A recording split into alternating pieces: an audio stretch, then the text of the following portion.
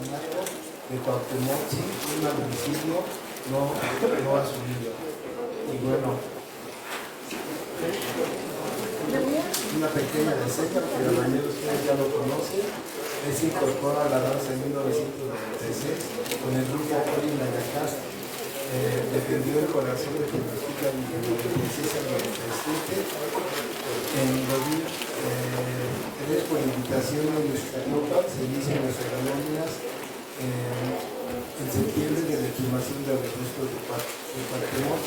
Es integrante del Comité Organizador del Día Mundial de Nuestra Madre Tierra y participa en los eventos que promovieron el Fuego Nuevo para la promoción del Fuego Nuevo en 2027. Y no sé si alguno de lo que él ha hecho, y a quien les dejo la palabra con él. Bueno, pues realmente es un honor estar ante los presentes, somos hermanos. Bueno, ahí sí. Perfecto. Porque el tema de nuestra historia que hoy abordamos, de verdad que nos permite observar cómo siguen intentando los intereses, los herederos de los invasores. Esos herederos de sangre o ideológicos o de intereses, en realidad son los que siguen obstaculizando que se reconozca que los restos de Cuauhtémoc son exactamente los que están en Iztacalopan. Porque observamos en la información, por ejemplo, cuando Alfonso Caso llega igualmente a Iztacalopan para conocer los datos, la información de los restos que se han encontrado, y también el mismo aparenta emoción, gusto por lo que se está descubriendo. Sin embargo, para el 18 de octubre, cuando se niega que son los restos de Cuauhtémoc oficialmente, a través de la Secretaría de Educación Pública, realmente se observan realmente cómo hay intereses atrás de exactamente de este acontecimiento, hay interés de negar la autenticidad de los restos de Cuauhtémoc.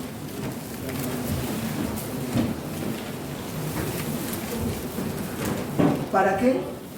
Pues para mantener en la ignorancia al pueblo, a los mexicanos. Hay que recordar que dentro de la misma historia,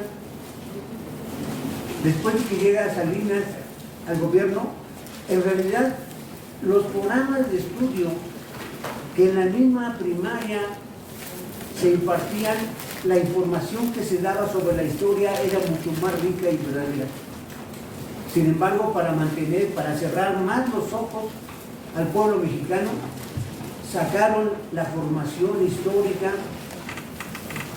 de la academia, de la formación escolar, de la primaria, de la secundaria y hasta de las universidades también en México.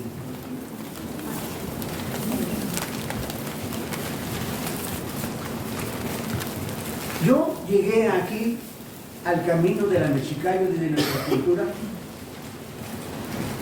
porque en un acontecimiento personal vivido en un domingo de 1987 en el Museo de Antropología, pude solo recorrer la sala mexica en el orden que está establecido. Entras del centro, caminas a la derecha, luego a la izquierda y le vas dando la vuelta para salir por el lado izquierdo que entraba. Pero resulta que al ir caminando yo y observando y conociendo lo que se encontraba en el Museo de Antropología,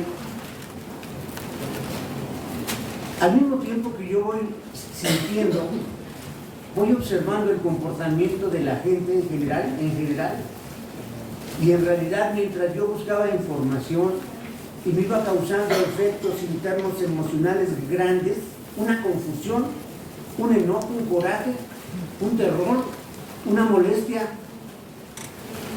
Porque al ir yo caminando me doy cuenta de que no, en ese momento no entendía nada. Nada. No ayuda. No entendía nada. Pero resulta que realmente no entendemos nada de nuestra propia cultura. Es nuestra herencia y no la conocemos. Estoy hablando de 1987.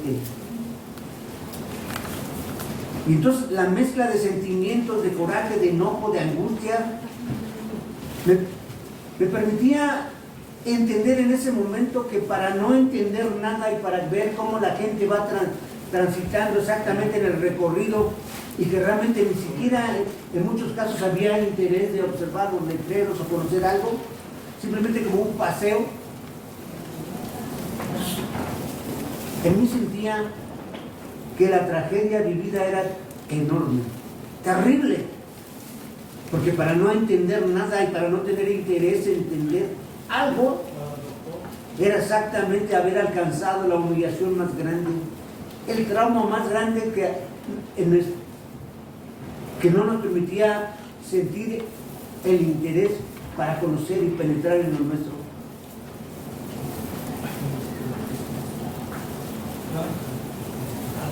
Ese acontecimiento me angustió de tal manera que yo al salir decía, es que ¿cómo entender esto? ¿Cómo encontrar realmente el conocimiento? Pero cuando uno empieza a involucrarse al conocimiento, a la búsqueda, entonces encuentras versiones, interpretaciones sesgadas, mentirosas, donde realmente sigues exactamente en la contradicción para descubrir y entender nuestra propia historia. Pero he ahí donde exactamente se encuentran los intereses que han negado que los restos de Cuauhtémoc son verdaderos.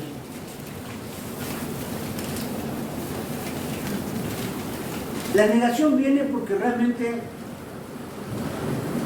la herencia que tenemos es una herencia que la vilipendiaron, la ofendieron, y al ofenderla y hablar mal de ella y a recriminarnos nuestra propia herencia hizo que nosotros mismos sintiéramos sentimientos que nos alejara del conocimiento y ni siquiera queríamos acercarnos, identificarnos con nuestra propia esencia y nuestra propia herencia.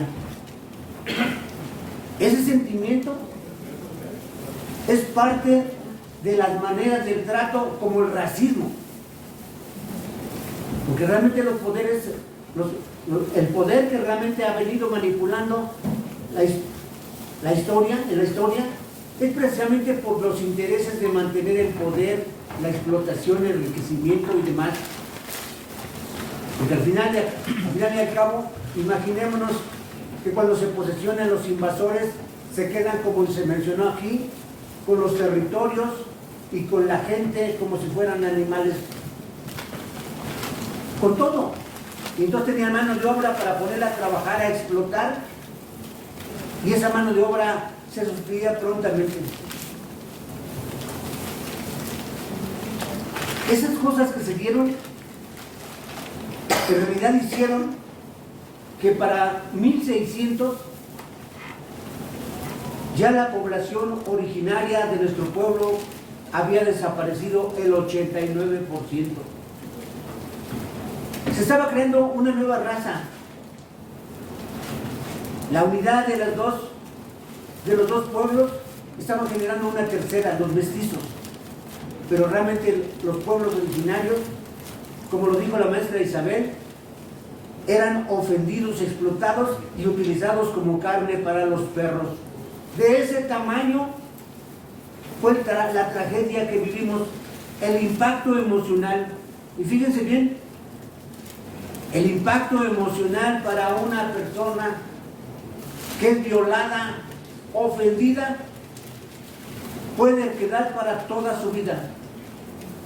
pero el impacto emocional vivido por nosotros aún no ha sanado. No encontramos la fuerza y el poder para realmente transformar a nuestro país y recuperar lo que es nuestro.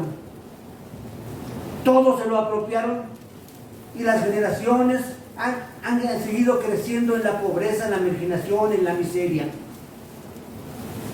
Y sí, el sexenio pasado empezaron a cambiar las cosas, dando algunas pildoritas para aliviar las grandes enfermedades y dolores que nuestro pueblo tiene. Pero no basta. Es demasiado poco para tanta necesidad y tanto dolor. Se requiere que sanemos a nuestro pueblo, que recobremos y entendamos que nuestro pueblo fue una civilización porque nada más en su caminar, en su etapa de migración, tuvo el poder para caminar y fundar pueblos y conocer ya desde entonces en la cuenta precisa del tiempo y observar que son el cosmos y la tierra están integrados y son como una sola maquinaria donde nosotros somos protagonistas y vivimos junto con toda la vida sobre la tierra. Y la tierra misma es la que nos proporciona los alimentos a nosotros y a todos, y todos tenemos derecho a ello. En aquel tiempo la propiedad privada no existía. Todos tenían derecho a una parcela. Todos podían trabajar la tierra. Y si dejaban la tierra porque te ibas a otro lado, después de cierto tiempo se podía entregar esa parcela a otra persona. No había propiedad privada. Las leyes que funcionaban tenían otro carácter, porque los caminantes podían comer de lo sembrado en las tierras, podían cortar elotes y alimentarse en el camino. Era parte de un acuerdo social, nacional. O sea, era otro mundo el que se vivía.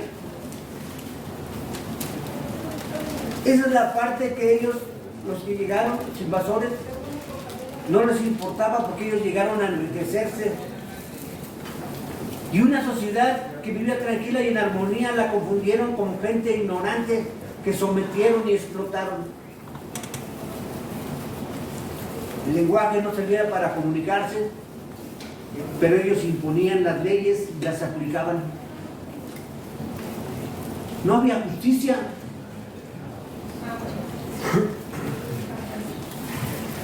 Pero resulta que después de que yo salgo del museo y empiezo a buscar la información y a caminar, me doy cuenta de que realmente la información que yo encontraba no bastaba ni me servía gran cosa.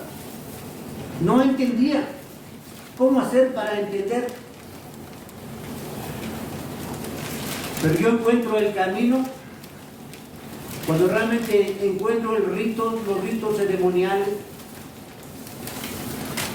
la actitud ante un ceremonial nocturno donde realmente invocamos, pero nuestra actitud es de respeto, de amor, de deseo de conectarnos con la esencia suprema, de encontrar el conocimiento de los abuelos. Y en esas prácticas y en armonía que se maneja en los ritos, exactamente uno va encontrando en la danza los 4 arquetipos que en solo conocerlos nos permite formar gente que vaya evolucionando permanentemente. Porque la inteligencia que representa Quetzalcóatl, la fuerza física y la herencia genética de Xipetotec, el equilibrio en nuestro pensamiento y en nuestro ser de Tezcatlipoca y la voluntad de Huitzilopochtli son fuerzas poderosas para hacer de un pueblo y de los hombres y de las mujeres personas conscientes que van alcanzando los niveles superiores de conocimiento. Esa era nuestra cultura y esa es la esencia que debemos recuperar de nuestros pueblos. Pero es necesario precisamente sanarnos y entender que ellos, los que nos heredaron y que además fueron sacrificados y muchos murieron, porque realmente entre tantas muertes, imaginémonos cuánto conocimiento, cuántas gentes y cuánta información se perdió. Hoy, que realmente estamos verdaderamente entregados en la búsqueda de la información y el conocimiento y en elevar nuestra percepción y nuestro entendimiento y en conectarnos con el poder supremo para seguir encontrando la fuerza y caminar hasta que se reivindique nuestro pueblo, nuestras culturas.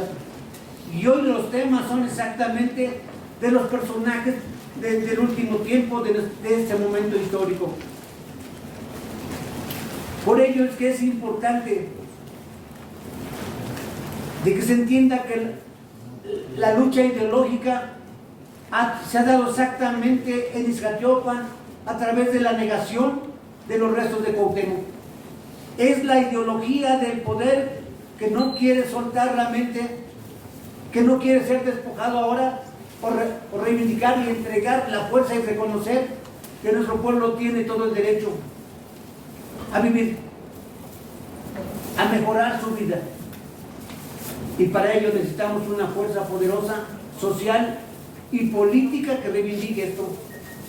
Pero Cuauhtémoc es uno de los estandartes más importantes para sanarnos y para recuperar la fuerza interior. Por ello es que hemos buscado de que el mismo Cuitlahuatzin, que fue el símbolo de la victoria en aquellos tiempos, quede unido con Cuauhtémoc y con Moctezuma Xocoyotzin. La unidad de los tres es el camino para avanzar. Pero también hay otros aspectos importantes, fundamentales, para entender este asunto. Fíjense bien, solo se habla la historia grabada por los vencedores de las cosas que ellos hicieron y que a ellos les conviene. Las que no crean la confusión y la duda. Pero fíjense bien, Bernal Díaz del Castillo, que escribió la verdadera historia de la conquista de la Nueva España, él realmente cuando tenía 80 años, en realidad termina de hacer su libro. Para cuando él termina su libro, 48 años atrás había muerto Moctezuma Xocoyotzin y 43 años habían matado a Cuauhtémoc. Eran muchos años para pensar que ya no había habido problema, ¿no? O sea, Carlos V estaba en desacuerdo en muchas cosas, pero tampoco se iba a meter a resolver el asunto. Entonces, resulta que para esos momentos, fíjese bien, hay una cita en el libro de Bernal Díaz del Castillo que les voy a leer, pero que esta cita también la maestra Dolores Roldán en su libro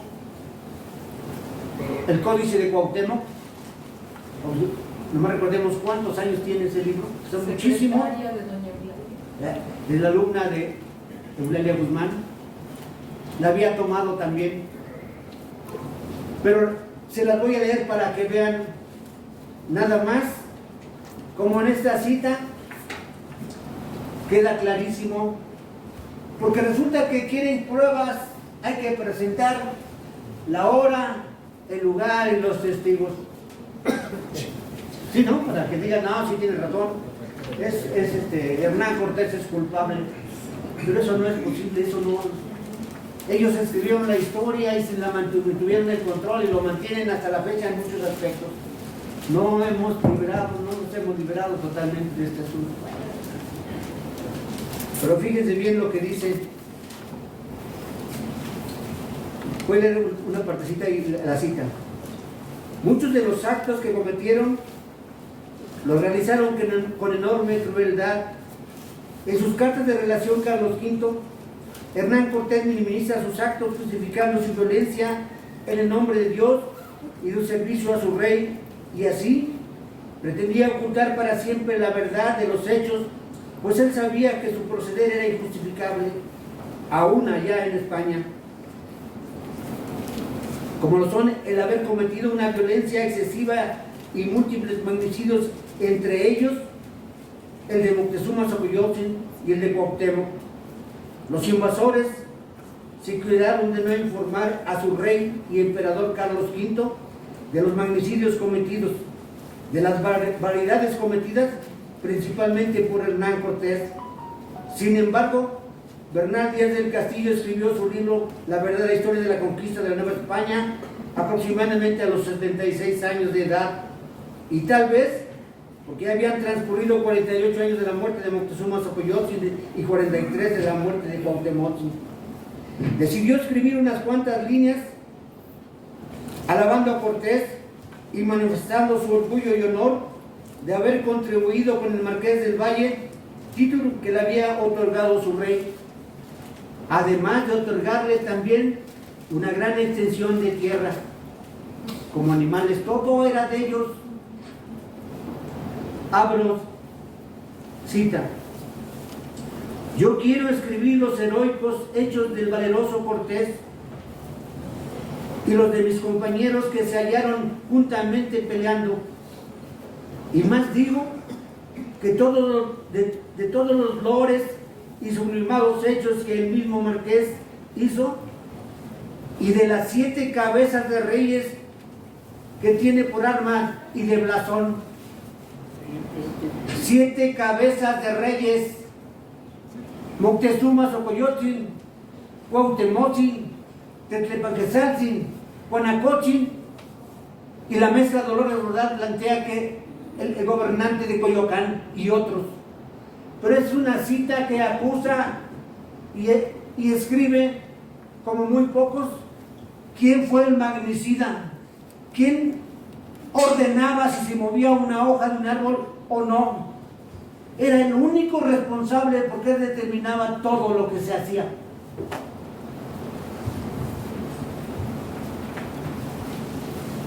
De las 7 cabezas de reyes que tiene por armas y de blasón, y letras que puso en un tiro que decía el Fénix, que se forjó en México para enviar a su majestad, era de oro y plata, y decían las letras que en ellas iban: esta vez nació sin par, yo en servicio sin segundo y vos sin igual en el mundo. Parte me cabe de las 7 cabezas de reyes y de lo que dice en la colibrina: yo en serviros sin segundo, pues la ayudé en todas las conquistas y a ganar aquella pres y honra y estado, y es muy bien empleado en su muy valerosa persona. Esto es una de las citas importantes, de las pocas. Pero también hay otra que es importante, relacionada con el testimonio de los informantes, donde habla exactamente. Pero primero, nuestro pueblo se enfrentó al poder más grande del mundo en aquel tiempo. Carlos V era un emperador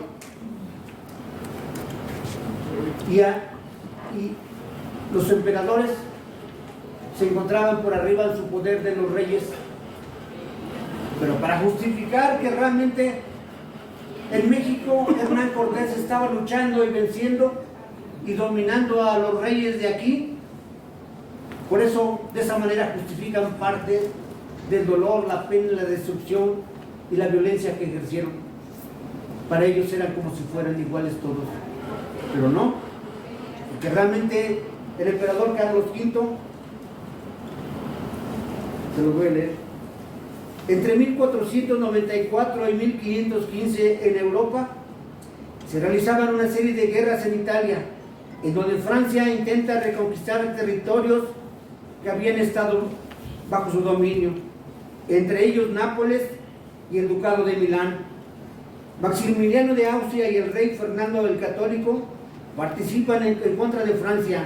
En este corto periodo, en estas guerras aparecen los cañones, las culebrinas, las primeras armas de pólvora que marcan un antes y un después en relación al armamento. Representan un salto cualitativo, ya que es en el periodo medieval en el que inician los cambios que llevarán a crear el armamento cada vez más sofisticado. Las armas representan un salto total. Con el uso de la pólvora inician los cambios continuos que llegan hasta el siglo XXI. Pero estos primeros cambios ya nos permiten ver la enorme ventaja del invasor. El dominio en el mundo y el neocolonialismo se está evitando si los pueblos no manifestamos la paz y la justicia. Porque precisamente ahora veamos el armamento tan destructivo que puede terminar hasta con la vida sobre la tierra. Pero en aquellos tiempos era precisamente la ventaja que tenían ya aquellos que llegaron aquí a México. Simplemente la espada, el caballo y las armaduras eran suficiente ventaja para pelear con nuestros pueblos. Quien conoce y ha visto los caballos, un caballo conduciéndolo con fuerza totalmente destructivo entre las multitudes. Pero eso no era lo que traían. Traían ya los cañones, traían las armas de fuego, los perros. Los perros eran también terribles, pues eran animales que no se conocían aquí y realmente eran totalmente destructivos. Entonces, ese es el enemigo al que nos enfrentados los abuelos. No tiene comparación, pero nosotros no hemos puesto atención, porque las escuelas nada de esto nos enseñaron, nada de esto nos daba pista para encontrar la verdad. Al contrario, todo esto se borró de la historia para dejarnos cerrados de ojos y para acatar los mandatos de los hombres del poder, para despojarnos de todo lo poco que quedaba, porque ellos se adueñaron además de la tierra, de todos los medios que producían dinero.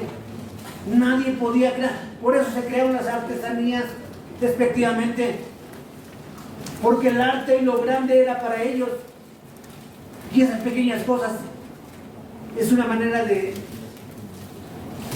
racista de tratar, porque además de que hay una diferencia enorme tanto en el poder económico, ellos mismos han orillado a todo el mundo a vivir en los marginados, en las tierras, en la miseria, en el campo, en todas partes. Pero esa es la realidad que necesitamos entender, y el móvil para convocar y transformar. No necesitamos ir a la guerra, pero necesitamos avanzar en estos textos, en el conocimiento de nuestra historia.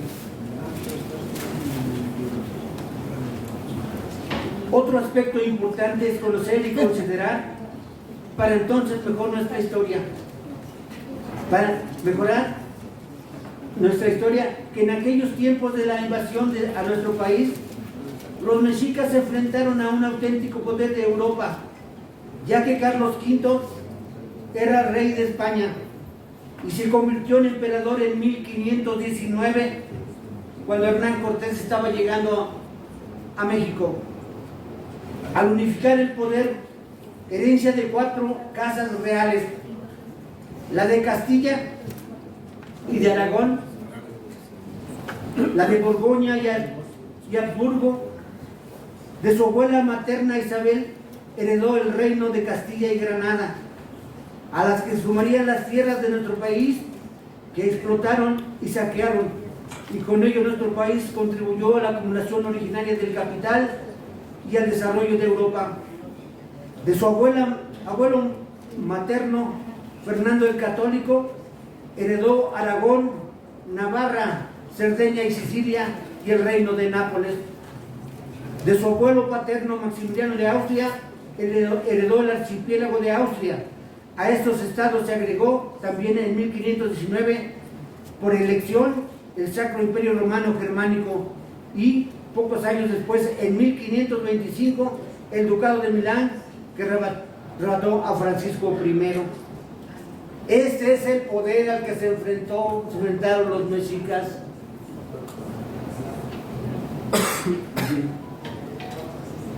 Vamos por la última cita.